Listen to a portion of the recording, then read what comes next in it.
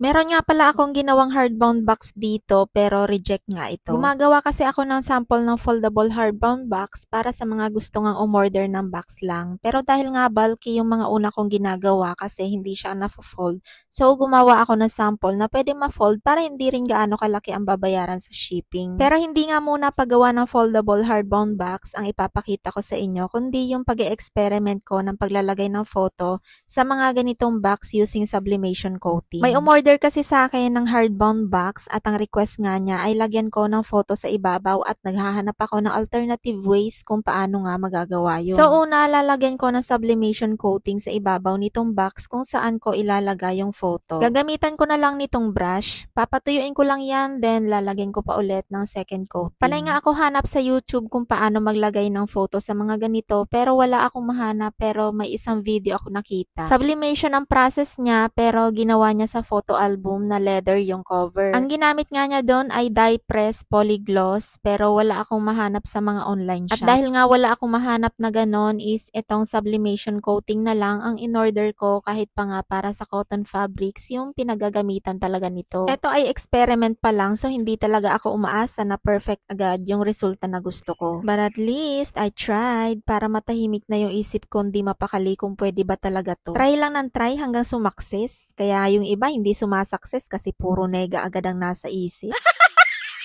Though maliit lang naman yung order sa akin na hardbound box, kaya pwede naman na mag-print na lang ako sa vinyl sticker na meron ako, pero advance kasi ako mag-isip. Paano kung mag-viral pala tong video tapos marami ang umorder sa akin ng hardbound box? Uy, overthinking? Tapos malaki yung size, anong gagawin ko hanggang A3 lang yung printer ko. Kaya habang wala pang ang umu-order ng ganon ay gagawa na agad ako ng paraan in case nga na mangyari yon. So habang pinapatuyo yung second coating is nagprint naman ako nitong photo using sublimation printer and sublimation paper. Kaya nga tinawag na sublimation process to kasi subli printer and paper ang gagamitin. Baka may magtanong na naman kung pwede ba sa pigment to. Galit ka na naman, Mami J.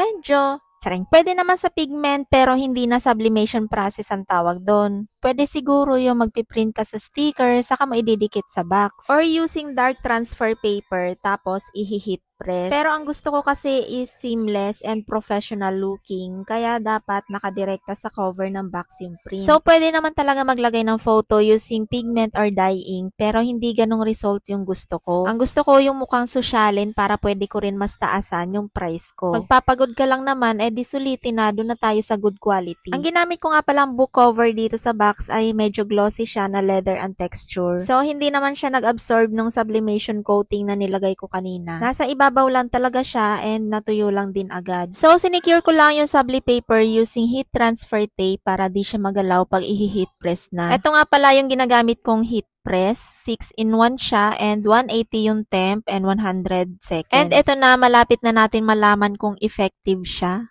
And charan!